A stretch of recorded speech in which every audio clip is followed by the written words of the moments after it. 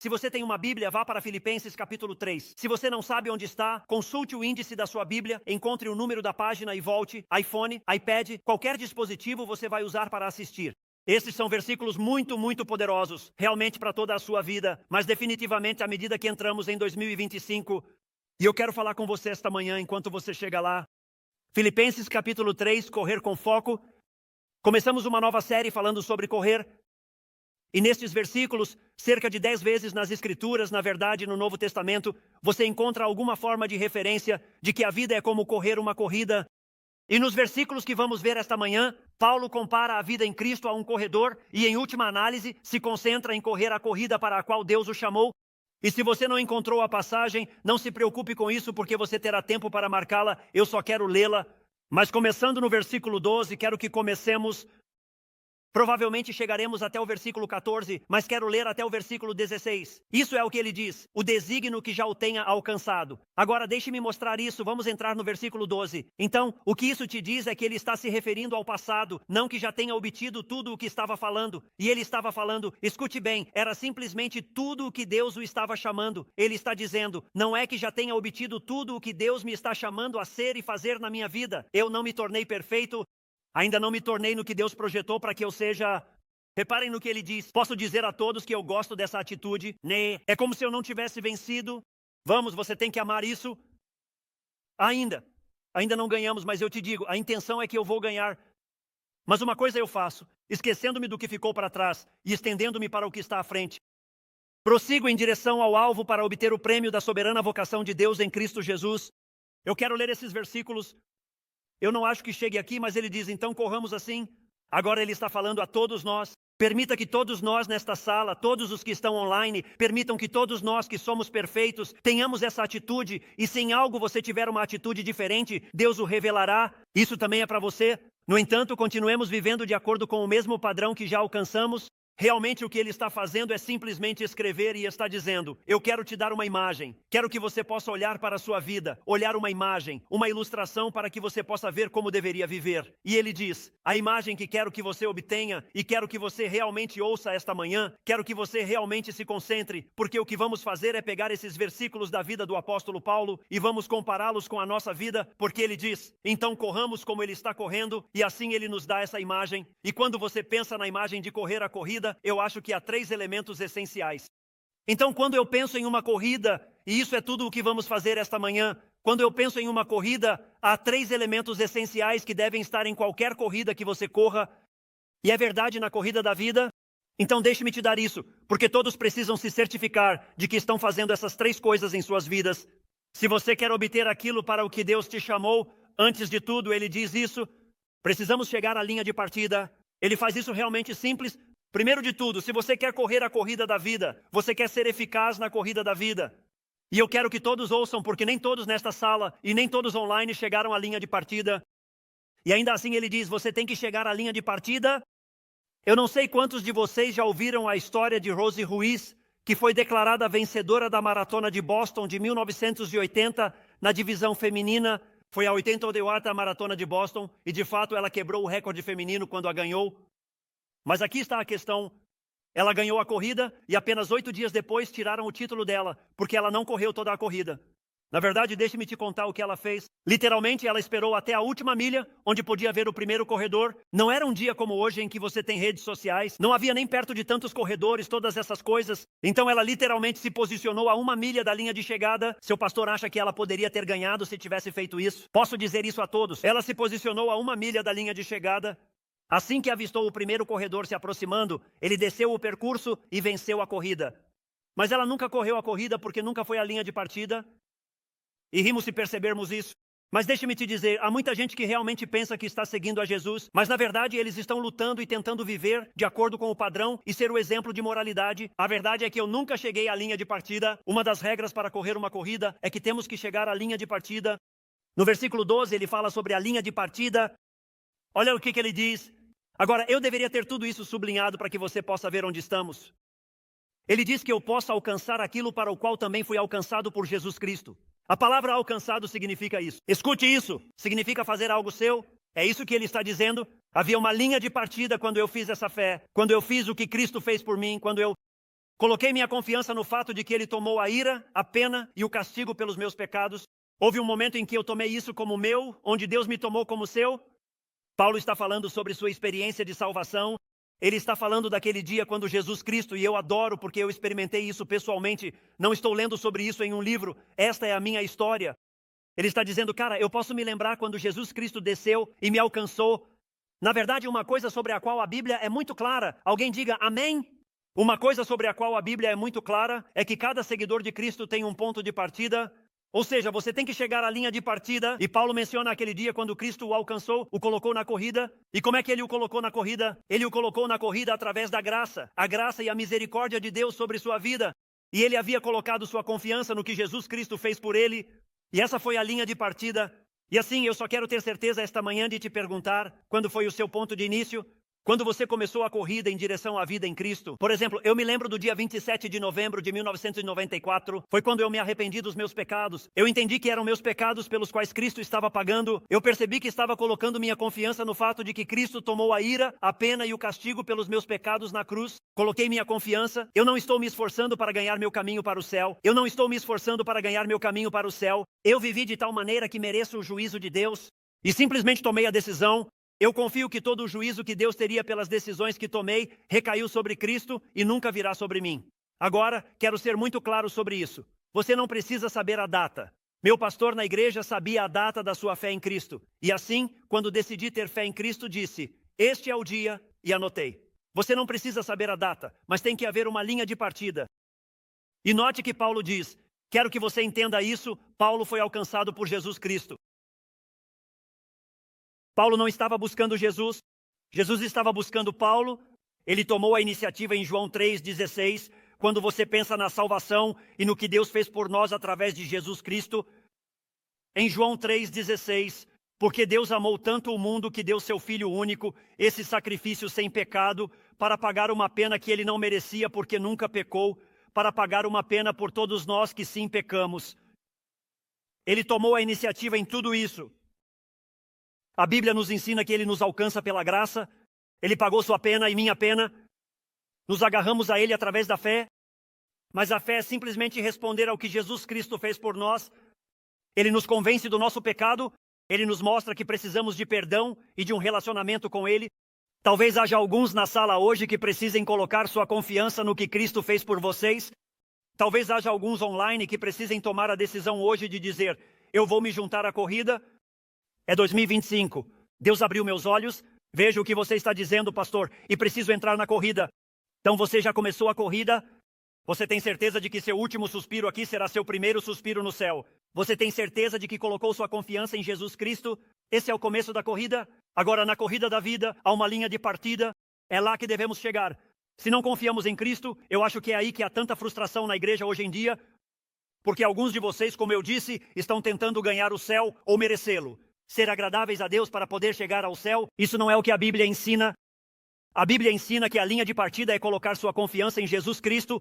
Então, e só então você começa a correr a corrida. Tive tantas pessoas me dizendo, pastor, não acho que consigo estar à altura, não acho que consigo fazer isso. Eu também não acho que consigo correr uma maratona. Eu entendo, e a Bíblia diz, você não pode. A Bíblia diz que a linha de partida é ir a Cristo e obter seu perdão, sua misericórdia, sua graça e sua sabedoria para a sua vida. Então, ao chegar à linha de partida, vamos para o segundo ponto. Então você tem que correr a corrida. É então que começamos a corrida.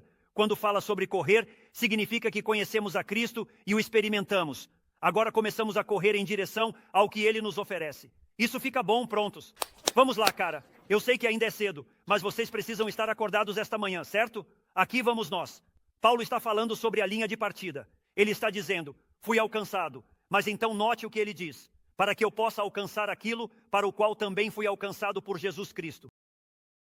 Ele está dizendo, cara, Jesus Cristo me salvou, Ele me perdoou, me trouxe para a família de Deus, Ele me alcançou, e agora escute isso, porque, cara, isso deveria ser sobre o que se trata a sua vida e a minha em 2025, e pelo resto de nossas vidas.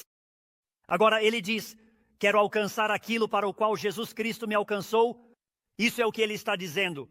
Ele está dizendo, cara, quero ter, quero experimentar, quero participar, quero viver tudo que Deus me salvou para fazer. Há um desejo nele, escutem isso com atenção, de correr a corrida da vida com sucesso como seguidor de Cristo. Cara, há esse desejo em nós, há um desejo nele de ganhar a corrida. Eu não quero ser um fofoqueiro, não quero ser apático, não quero ser rancoroso, não quero estar distraído, não quero ser preguiçoso. Não, eu quero ter tudo que Deus quis que eu tivesse. Isso é o que ele diz, há esse desejo em nós. E eu quero que vocês notem isso, porque não falamos o suficiente sobre isso na igreja. Eu planejo fazer uma série sobre isso mais adiante. Mas existe algo chamado descontentamento santo. Você deveria anotar isso. Descontentamento santo. E você vê isso bem aqui na passagem das Escrituras. Versículo 12. Irmãos, não considero que já tenha alcançado isso. Como, ei, eu não estou completamente lá. Esforço, trabalho, me esforço, mas ainda não estou totalmente lá. Eu não cheguei lá, mas veja o que ele diz. Mas estou seguindo a Jesus para que eu possa obter aquilo para o qual fui alcançado. Há esse sentimento de descontentamento santo. Simplesmente não estou onde quero estar. Eu não consegui o que sinto que Deus quer que eu consiga. E Paulo nunca se sentiu como se tivesse chegado ao objetivo em sua vida cristã. Esta é uma explicação distinta da fé em Cristo, do que vemos tão frequentemente em nossa cultura hoje em dia. Na nossa cultura hoje em dia, você chega na igreja, canta as músicas, bom, as que você gosta e as que você não gosta, reclame delas para que todos saibam, isso é o que fazemos, estão todos bem aqui. Como isso é o que fazemos, como reclamamos de tudo, não gostei disso dele e daquilo deles e isso daquilo. E então vamos online e dizemos, esta igreja é isso e aquilo, e não gostamos. Esse é o cristianismo hoje, e não se parece nada com isso. Não se parece nada com isso. Paulo está dizendo, não estou lá, e alguns cristãos têm a ideia de que já chegaram. E eu te digo, estive na igreja toda a minha vida e deixe-me ajudar a todos. Conheci muitos cristãos que sentem que chegaram, pelo menos agem e falam dessa forma. E não digo isso para ofender. Simplesmente sentem que têm todo o conhecimento bíblico que precisam, não precisam se aprofundar mais em sua vida de oração, sabem tudo sobre viver a vida, como obter a vida a qual estamos chamados a viver em Jesus Cristo. Mas Paulo reconhece que deveria haver um senso de descontentamento santo em todos nós. Deveríamos sentir que há mais ao que Deus nos chama, há mais que Deus quer realizar, e eu vou te dar uma grande lição de vida, você deveria anotar isso, eu vou te dar uma grande lição de vida. A satisfação com onde você está é perigosa em todos os aspectos da sua vida.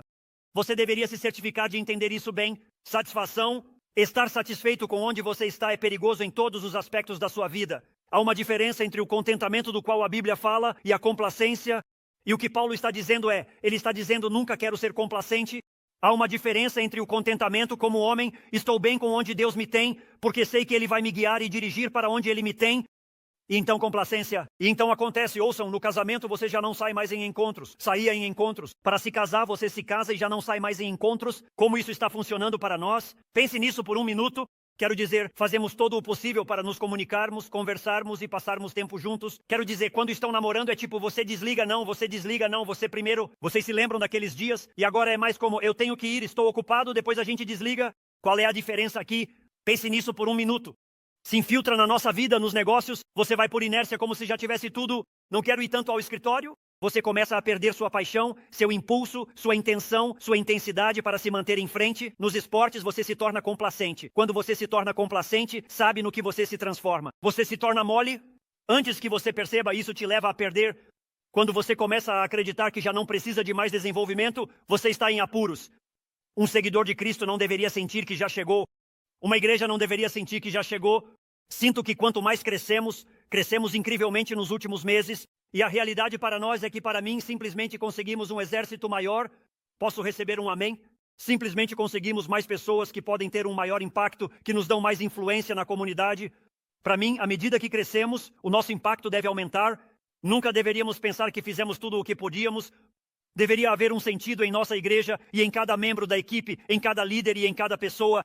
Esse descontentamento, um descontentamento santo que simplesmente reconhece que não chegamos e que há muito mais para aprender, crescer e se desenvolver no que Deus deseja de nossas vidas. E é assim que devemos correr a corrida, porque todos temos uma necessidade desesperada. E se você não sente que tem essa necessidade desesperada, deixe-me te ajudar esta manhã. Você tem uma necessidade desesperada de continuar crescendo e se desenvolvendo no que Jesus deseja que você seja.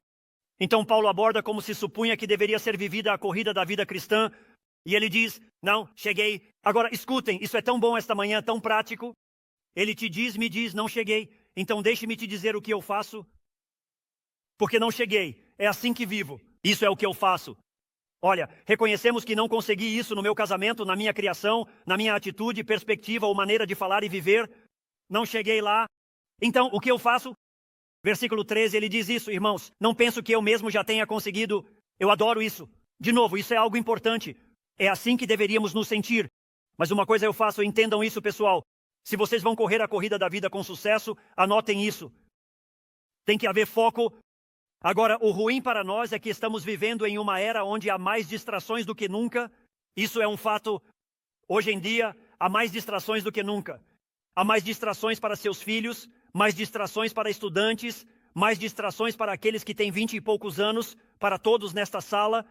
E para todos nós na vida há mais distrações. E, no entanto, a Bíblia diz, esta coisa eu faço. É a imagem de um corredor. E este corredor está totalmente concentrado, totalmente focado. E Paulo simplesmente está dizendo, uma coisa eu faço.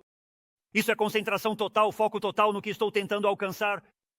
Agora, você sabe o que me surpreende? Alguém diga amém. Vamos conversar entre nós, tudo bem. Sabe o que me incomoda na igreja hoje em dia?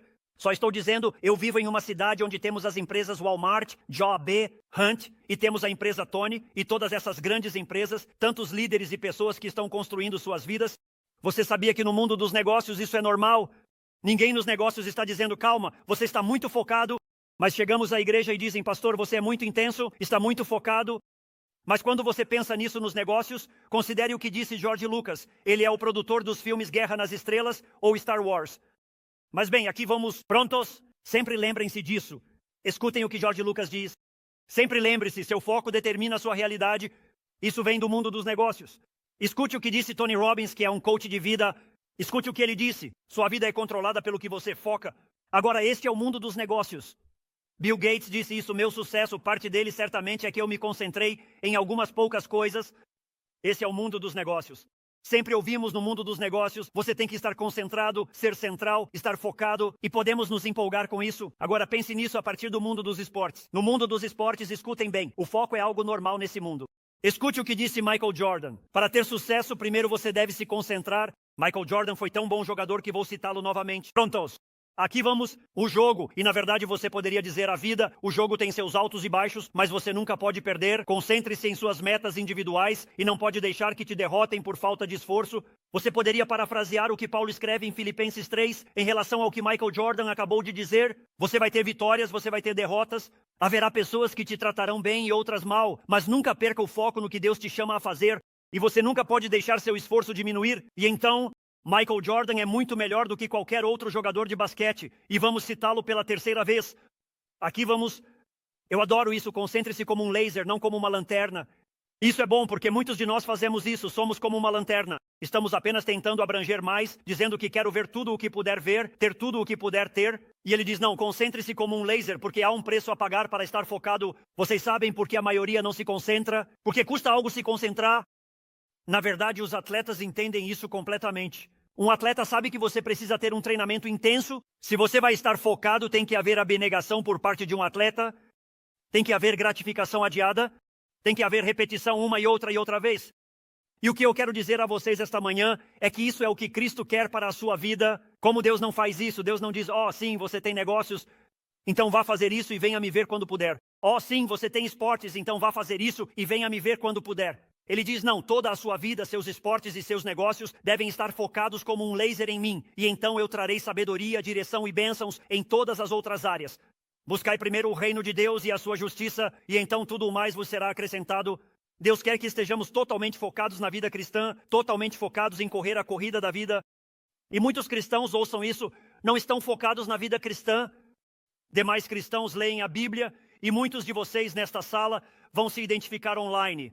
Oram, dão testemunho raramente, assistem à igreja, buscam a direção de Deus apenas quando estão em dificuldades. A Harvard Business Review escreveu um artigo sobre foco e multitarefa. São altamente insuficientes. O cérebro trabalha melhor e com maior precisão quando a atenção se concentra durante um período de tempo em uma única coisa de cada vez. São altamente insuficientes. Simplesmente o cérebro trabalha muito mais rápido e com maior precisão quando a atenção se concentra durante um período de tempo em uma única coisa de cada vez. Estão copiando a Bíblia. Harvard carece de ideias originais. Estão copiando a Bíblia. O que estão fazendo? Porque Paulo disse, só eu faço. E muitos, como seguidores de Cristo, dizemos, em muitas coisas eu me distraio. E o ruim é que muitas vezes na vida, o cristianismo é a parte em que nos entretemos. E então começamos a questionar a eficácia do cristianismo. Não, é a eficácia de Cristo. Não é uma ineficácia em Cristo. É a nossa habilidade de nos conectarmos a Ele e a sua sabedoria. E Paulo simplesmente está dizendo, se você quer ter sucesso na vida cristã, se você quer ser uma testemunha eficaz de Cristo em 2025, você deve aprender a se focar totalmente. Agora, a Bíblia, a palavra que realmente usa é meditação. Se você não está anotando, coloque no seu telefone. Usa a palavra meditação. Agora, escutem-me, a meditação bíblica é distinta da do mundo. Não cruze as pernas em posturas estranhas e respire fundo. Não é disso que estamos falando. Isso não é a Bíblia. Isso não é o que é. Todo esse tipo de coisas, você pode se enroscar nessas coisas. Visões seculares sobre a meditação a veem como uma forma de relaxar e eliminar o estresse e tudo isso. Não estou pedindo a ninguém que fique na posição de lótus para louvar a Jesus. Está bem? A meditação bíblica é pensar de forma focada em Deus e na sua palavra. Isso é o que é a meditação. É como prestar atenção em todas as citações, em todas as coisas. Concentrar-se em Deus é uma prática devocional focada. Escutem-me com atenção. Nós ensinamos isso aqui na nossa igreja, que nos comprometemos com Deus para que Ele nos ajude a conhecê-lo melhor, amá-lo mais, segui-lo melhor e viver para a sua glória. Isso é o que é a meditação. É uma prática devocional focada na qual simplesmente nos comprometemos com Deus e Ele nos ajuda a conhecê-lo melhor, amá-lo mais, segui-lo melhor e viver para a sua glória. E eu quero que você entenda isso. A meditação eficaz tem 4 requisitos. Vamos ver se esses 4 requisitos estão na sua vida. Se você quer viver totalmente focado, Paulo diz, vamos ver se você chega aqui. Existem 4 requisitos para a meditação. Aqui estão. Número 1 é a prioridade. Tem que ser uma prioridade. Se algum dia você disser, cara, eu quero passar mais tempo com Deus, mas simplesmente não tenho tempo. Bam! Aí está um problema, porque a necessidade número 1 de tempo com Deus é a prioridade. Posso contar uma coisa para vocês? Ouçam.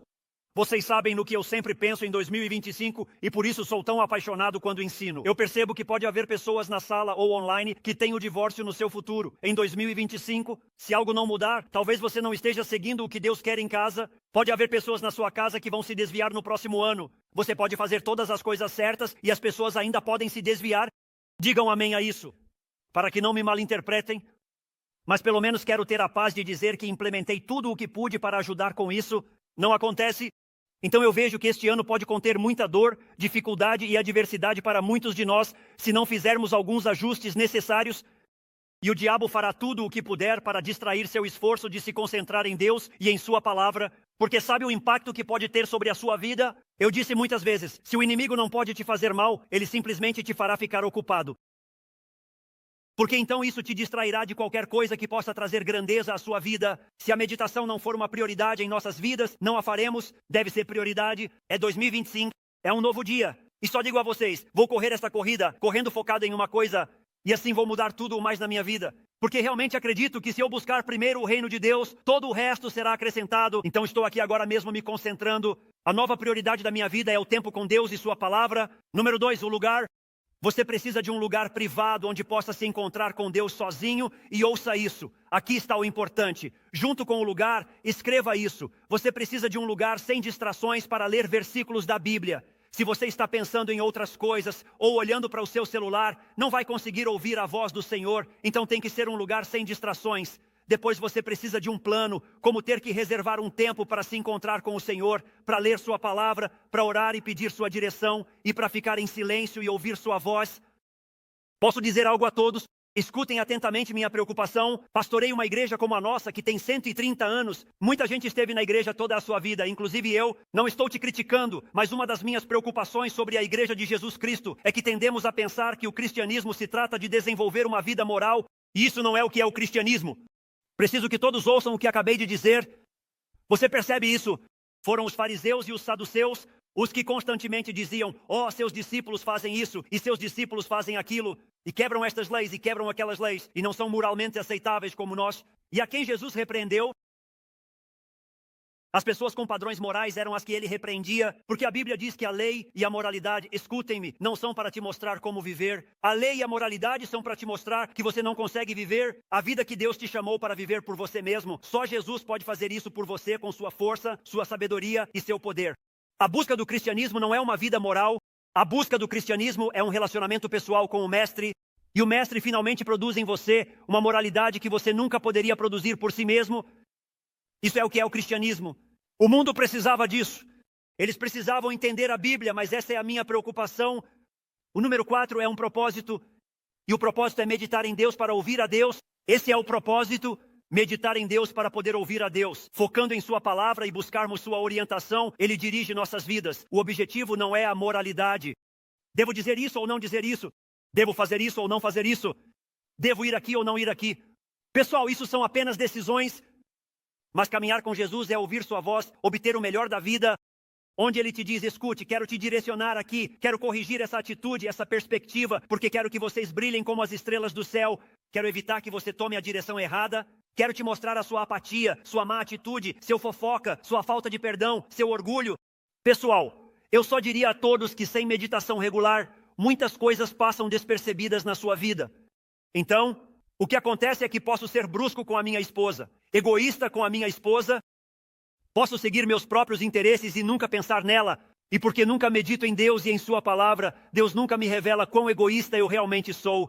E assim eu levo o casamento à ruína, porque Deus nunca me mostrou onde eu precisava me examinar na relação a qual Ele me chamou. E você poderia ir com 1000 ilustrações, isso é enorme, é a parte massiva do cristianismo. A meditação com o Mestre produz uma vida magistral, é isso que é. A meditação com o Mestre produz uma vida magistral, mas não é a moralidade que produz uma vida magistral. Não é a meditação com o Mestre, porque se você não tomar cuidado, não verá o que a Bíblia diz, que o fofoca é tão ruim quanto se certificar de fazer isso ou não fazer aquilo. Você precisa que o Mestre te revise e te controle. Mas Deus também fala aos nossos medos, frustrações, dificuldades e desesperações. E uma vez que entendemos Deus falando e o que Ele está nos dizendo, nossa confiança nele aumenta, nossas preocupações diminuem. Olha, a meditação te ensinará que Jesus Cristo não está buscando a sua força. Ouça-me com atenção. A meditação te ensinará que Jesus Cristo não está buscando a sua força para viver a vida cristã. Ele está te oferecendo a dele. Isso é tão bom, vocês sabem, eu só estou dizendo, o cristianismo não se trata do que você pode fazer por Deus. Se trata do que Deus fez por você e do que Deus pode fazer em você e através de você. E o maravilhoso da nossa igreja é que investimos em você. Investimos em você em como fazer isso. Temos a jornada de vida em permanência, onde te ensinamos os fundamentos da fé para que você saiba o que realmente importa a Deus na sua crença. Temos a aula de enraizamento. Essa aula te ensina como passar tempo com Deus, como caminhar com Deus e estudar a sua palavra. Passamos te ensinando seus dons e habilidades e o chamado que Deus tem para a sua vida. Nós te ensinamos a missão global da sua vida. E na última aula, não só te ensinamos como compartilhar sua fé, mas também te ensinamos no que Deus quer que você se concentre durante toda a sua vida para que você viva sabendo que esta é a corrida. Isso é a que Deus está te chamando. Oferecemos isso aqui, e assim que você sai disso, temos os grupos de discipulado que te integram e passam tempo te ensinando como fazer essas coisas. Eu só digo a vocês, é incrível o que Deus nos está permitindo oferecer, e vocês precisam se envolver nisso. Mas Paulo nos diz, venha para essa corrida. Ele diz, esse corredor está correndo a corrida com determinação, e realmente o que Paulo está tentando dizer é que como seguidor de Cristo, você deveria viver sua vida com a determinação de um atleta enquanto se treina para a maior competição da sua vida. Não só há foco, e eu adoro isso no texto, é tão bom, se torna prático.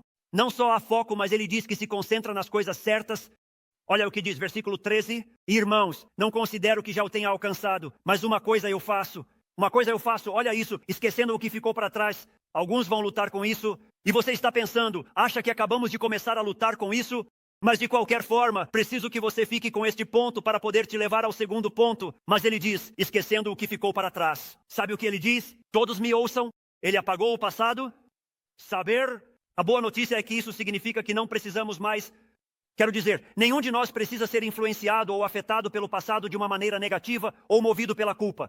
Agora pense no cristianismo. Ele diz, esquecendo o que está atrás de mim, esquecendo o que é passado. Um seguidor de Cristo nunca deve viver uma vida culpada, uma vida movida pela culpa, pelas coisas que foram feitas no passado, esquecendo o que ficou para trás. Escutem, há algumas coisas que você nunca deve esquecer. Eu disse, seu maior ato como seguidor de Cristo é não esquecer o que Jesus fez por você. Não se esqueça da graça de Deus, da sua misericórdia e da sua bondade na sua vida. Nunca se esqueça da sua necessidade urgente dele. Ele não está pedindo a sua força, ele está te oferecendo a dele, mas há coisas que precisamos esquecer, há coisas que se você e eu quisermos correr a corrida com sucesso, precisamos esquecer. Alguns deveriam esquecer seus pecados. Alguém diga amém. Se você já confiou em Cristo como seu Senhor e Salvador, a Bíblia diz que Deus perdoou seus pecados. Você sabe que a Bíblia o descreve dessa maneira? Ele os jogou nas profundezas do mar. Há áreas do mar que quando você tenta medir quão profundo é, nem sabemos quão profundo é. E isso é o que ele estava dizendo. Você não pode chegar lá. Ele afastou seus pecados tanto quanto o leste está do oeste. Você nunca pode chegar lá, entendem? Tão longe quanto o leste está do oeste, Deus te perdoou. Podemos louvar a Deus pelo perdão que está disponível em Jesus Cristo. É realmente algo incrível. Você não precisa ser movido pela culpa e dominado pelo seu passado. Então não fique constantemente voltando para se punir por seus pecados passados. Alguns de vocês precisam esquecer seus fracassos passados. Aprenda com essas coisas. Peça a Deus que te perdoe por essas coisas em que você errou, mas deixe-as de lado. Os fracassos, deixe-os para trás. Uma coisa que eu faço enquanto corro esta corrida é esquecer o que está atrás de mim. Escutem isso. Acho que a maioria de vocês saberia disso, mas Paulo havia condenado à morte seguidores de Cristo. Você consegue imaginar? Apenas pense nisso por um momento. Você consegue imaginar que eu chego esta manhã para pregar e ao me levantar para ensinar, olho e vejo famílias na congregação que conheço, talvez um irmão, ou talvez um pai, talvez um avô que agora está morto, porque eu lancei a sorte. Eu sou aquele que disse, você pode matá-los por serem de Cristo. E essa é agora a família com a qual eu adoro. Esse é o apóstolo Paulo. E no entanto, aqui está ele entregando sua vida à igreja. Muitos deles foram feridos por suas ações antes de ele chegar à igreja. Mas veja, Paulo entendeu que era uma nova pessoa. Há um novo chamado. Deus tem um novo plano para a minha vida. Eu já não sou essa pessoa. Deus tem algo diferente para mim. Deixe-me te dar algo mais que você deveria esquecer. Isso é importante. Deus teve que me ensinar essa lição. Escutem bem. É melhor que você esqueça seus sucessos passados. Paulo havia impactado 2 continentes quando começou a escrever isso.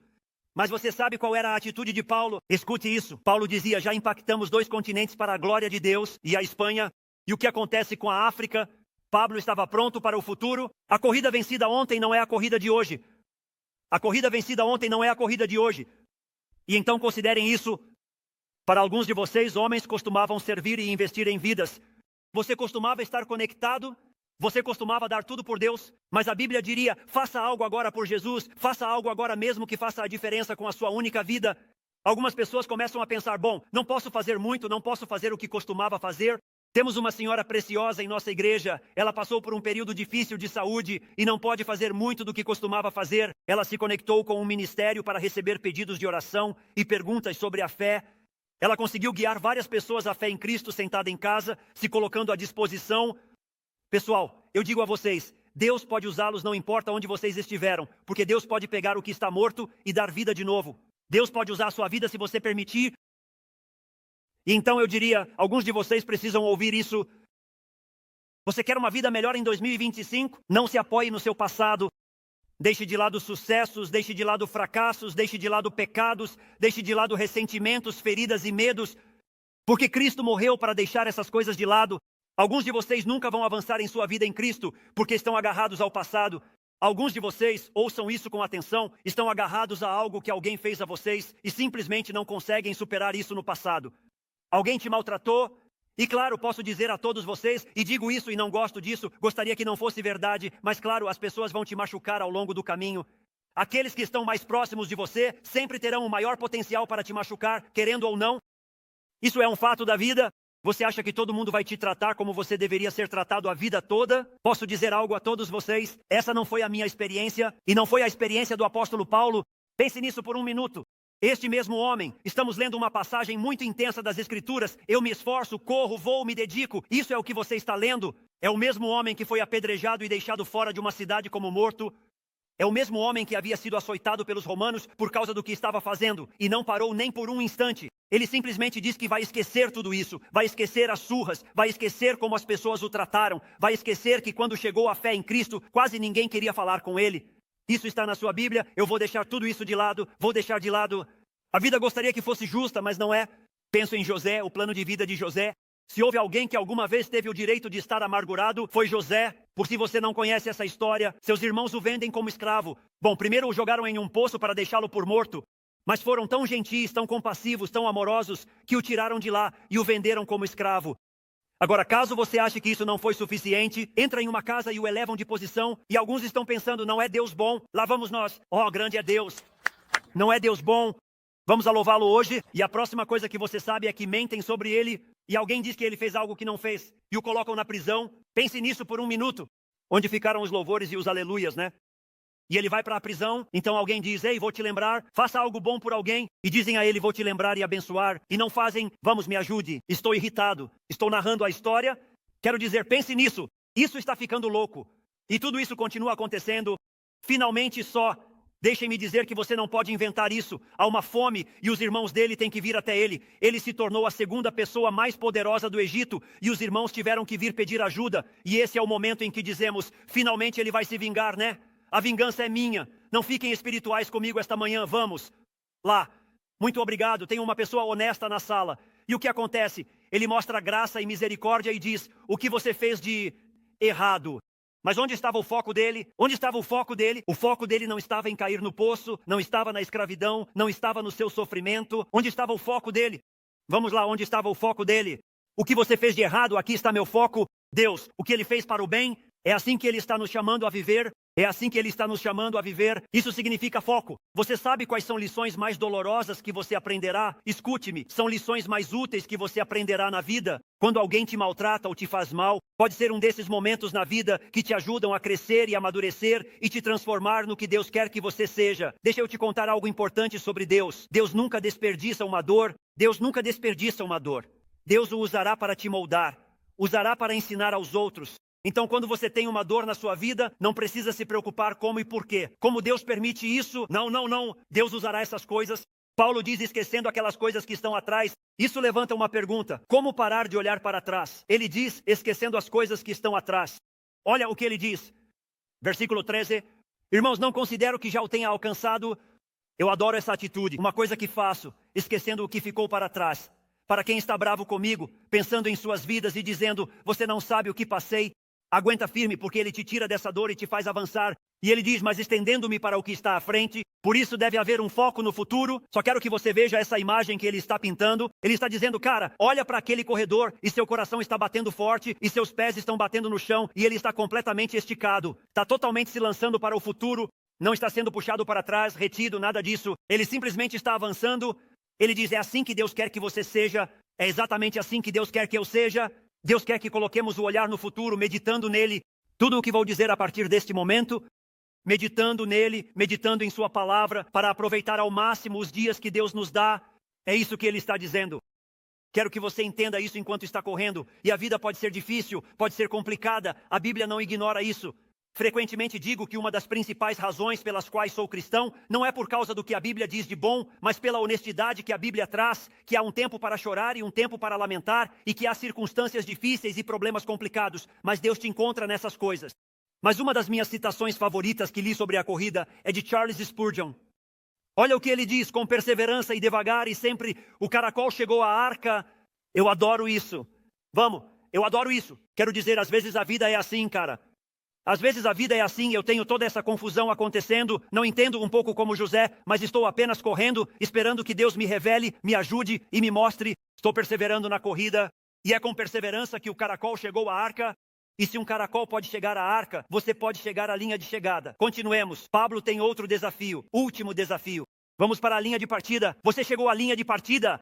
Você sabe com certeza que seus pecados estão perdoados. Você colocou sua confiança em Jesus Cristo. Você está correndo a corrida. Ou você está reclamando com os juízes sobre o percurso assim ou assado. Ou por que tem que ser assim.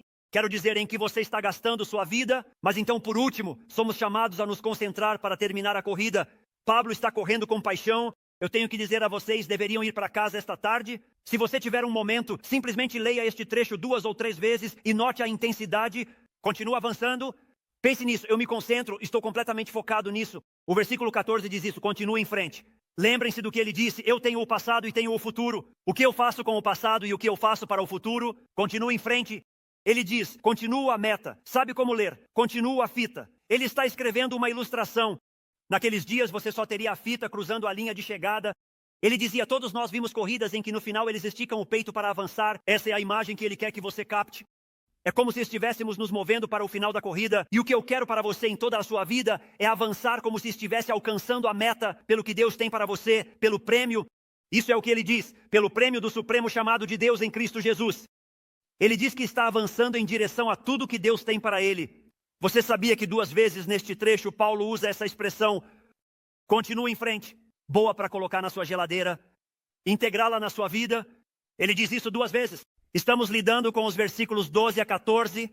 2 vezes Paulo está dizendo continua em frente. Na língua original, o verbo traduzido como continuar em frente significa isso. Prontos. Realizar ou participar de uma atividade. Você está participando em Cristo. Não estou falando de ir à igreja no domingo. Não estou falando de suportar minhas mensagens. Verdadeiro. Eu entendo. Estou falando de algo como você está avançando na sua fé. Que tal aprender com Jesus? Você está avançando para ouvir o que Deus quer dizer à sua circunstância, à sua situação, para realizar ou participar de uma atividade, para perseguir ou seguir. Eu adoro isso porque alguns de vocês dizem que eu falo rápido demais. Esforçar-se energeticamente por algum propósito. Sinto que estou avançando. Agora me ouçam. O objetivo de seguir em frente não é a salvação. Nós lidamos com isso na linha de partida. Olha, há muita fé. A fé é agora mesmo, ou seja, esta manhã. E estão ensinando as pessoas que elas precisam avançar e avançar, porque colocam a salvação e a experiência de Deus sobre você. A salvação e a experiência de Deus estão nele. Ele tomou a iniciativa. Você simplesmente responde, então isso não tem nada a ver com ganhar a salvação. Quero ter certeza de que você saiba. Jesus Cristo garante a salvação para nós. Efésios capítulo 2, versículos 8 e 9. Por graça você foi salvo. Escutem-me, porque graça, você não merecia ser perdoado, mas Cristo tomou a ira e a pena por você, para que pudesse ser perdoado. Essa é a parte de Jesus. Por graça você foi salvo. Isso diz, através da fé você simplesmente confia no que Jesus fez. Não posso ganhar meu caminho. Não posso ganhar meu caminho. Não posso moralizar meu caminho para o céu. Não posso enganar meu caminho para o céu. A única esperança que eu tenho é Jesus, mas confio que Jesus fez isso por mim. E ele diz, não é de você, não é de você mesmo, é o presente de Deus. Nada que você ganhe, nada que você mereça. E não é como resultado de obras. Não é o que você faz para que ninguém possa se gabar. O céu, quando chegarmos lá, não diremos, olhem ali, o pastor Chris foi tão bom. Não era um grande pastor, ou fulano foi um grande líder de grupo pequeno, ou eram pessoas tão boas. Escute-me, haverá muitas pessoas boas que não chegarão ao céu, porque tentaram chegar com sua bondade, e sua bondade não é suficiente. Isso é o que a Bíblia sempre nos ensina. Estaremos lá por uma razão simples, por causa de Jesus. Essa é a razão pela qual estaremos lá. Então isso é o que acontece com as palavras, sigo em frente. Isso é o que ele estava dizendo. Vamos, se aproximem da sua vida em 2025, nas suas lutas em 2025, todos que estão ouvindo, isso é o que ele estava dizendo. Nunca vou desistir, seja quem for que eu tenha, sei o que ele me ofereceu. Conheço a força, a sabedoria, a direção, sei que ele pode guiar, dirigir. Ainda não estou lá, mas Deus está comigo e com Jesus. Ainda não estou lá, mas prometo que é para onde estou indo. Então aqui está a questão, nunca vou desistir porque sei em quem confiei. É isso que Paulo está ensinando bem ali. E assim, ele sabia que a vida cristã não é uma corrida de velocidade, não é uma corrida de velocidade, é uma maratona. Ainda me resta tempo, vocês sabem como me sinto relaxado ao olhar o relógio e ver que ainda tenho tempo. Escute isso. A meta, porque ele diz, estou avançando em direção à meta.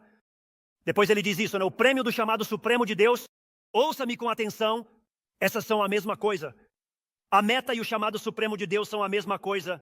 Você diz, bem, pastor, são a mesma coisa, mas eu não sei o que são. Está bem, então é a mesma coisa, mas o que são, ouça-me com atenção, é conhecimento experiencial de Jesus Cristo. Isso é o que é experiencial. Não é que você se sentou em um auditório e ouviu alguém falar sobre Jesus. É conhecimento experiencial de Jesus. Cheguei à linha de partida e meus pecados foram perdoados e coloquei minha fé em Jesus Cristo. E então comecei a correr a corrida por Jesus. E isso é o que ele está dizendo. Então você corre a corrida focado naquele que te colocou na corrida. Ele diz, é uma busca experiencial que envolve minha vida e circunstâncias. Alguns diriam, pastor, eu não sei como ter conhecimento experiencial de Jesus Cristo. Eu vou te ajudar. Você inicia a jornada da vida em permanência na nossa igreja. A jornada da vida em permanência está te ensinando como obter conhecimento experiencial de Jesus Cristo. Depois você se junta a um grupo. O propósito de um grupo de discipulado é te ensinar a estudar a Bíblia, memorizar as Escrituras, focar em Jesus, conhecê-lo, buscá-lo. E eu quero que vocês vejam isso. Aqui está a questão. Escutem, Deus propôs, todos digam amém. Você sabe qual é o propósito de Deus para você? Todos se perguntam, o que Deus quer de mim? Deus propôs reproduzir sua vida em e através da sua vida. Esse é o propósito de Deus. Deus tem um propósito. Como, porque estamos falando sobre ler nossa Bíblia, orar, buscar a Deus, só para que possamos ser pessoas morais e ocupar um pouco de tempo? Não!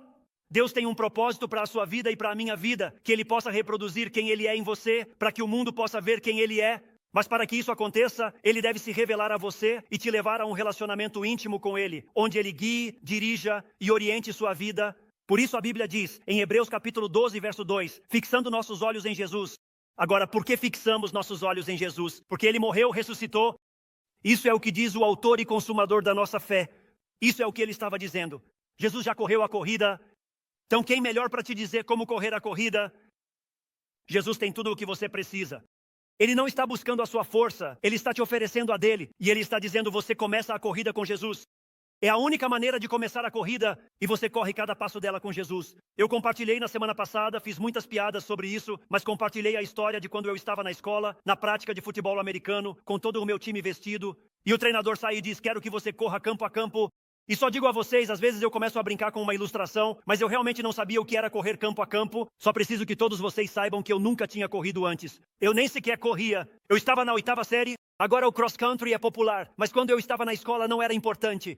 E especialmente na nossa área, na semana passada eu brinquei e disse, se você estava correndo é porque estava fugindo de um crime. Não se corria muito.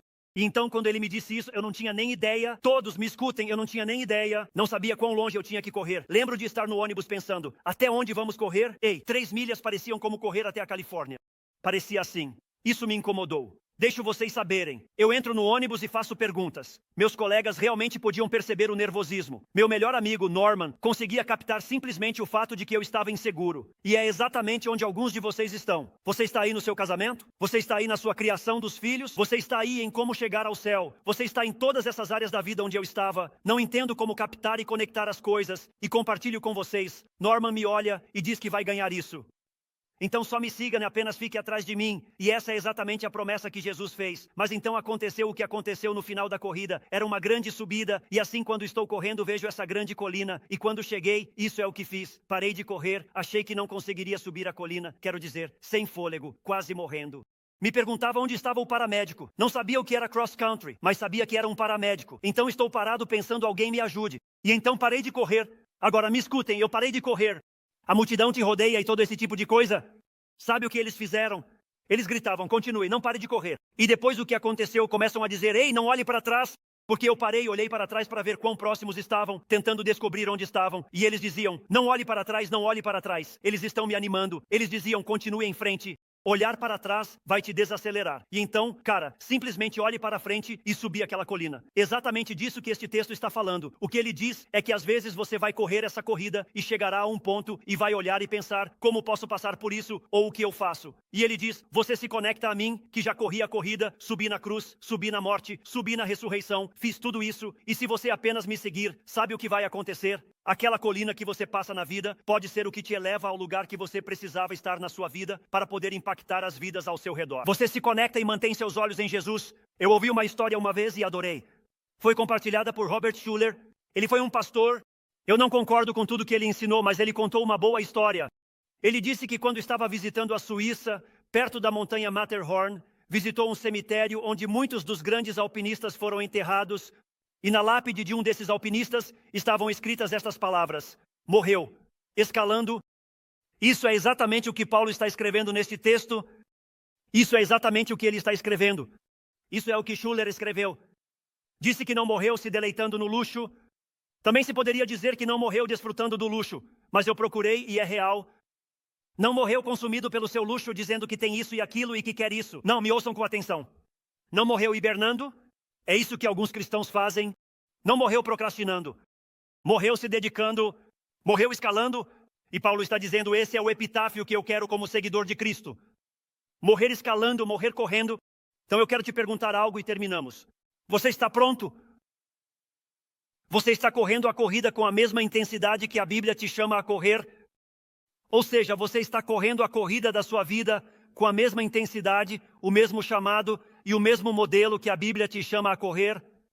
E eu quero realmente dizer algo importante. Sem Jesus você nunca conseguirá. Simplesmente você não vai conseguir. Espero que tenham entendido essa mensagem. Ele não está buscando a sua força. Ele busca te oferecer a força, a sabedoria, o poder e a perspicácia dele. E isso será suficiente para que você não apenas corra a corrida, mas para que ganhe a corrida. E eu tenho que te dizer algo sobre as recompensas que vêm quando você ganha a corrida. Vamos entrar nisso na próxima semana. Pai, obrigado por este tempo esta manhã. Que esta série de abertura em 2025 seja um desafio para a minha vida. Que seja um desafio para nós como igreja e para as nossas vidas. Em nome de Jesus oramos. Amém.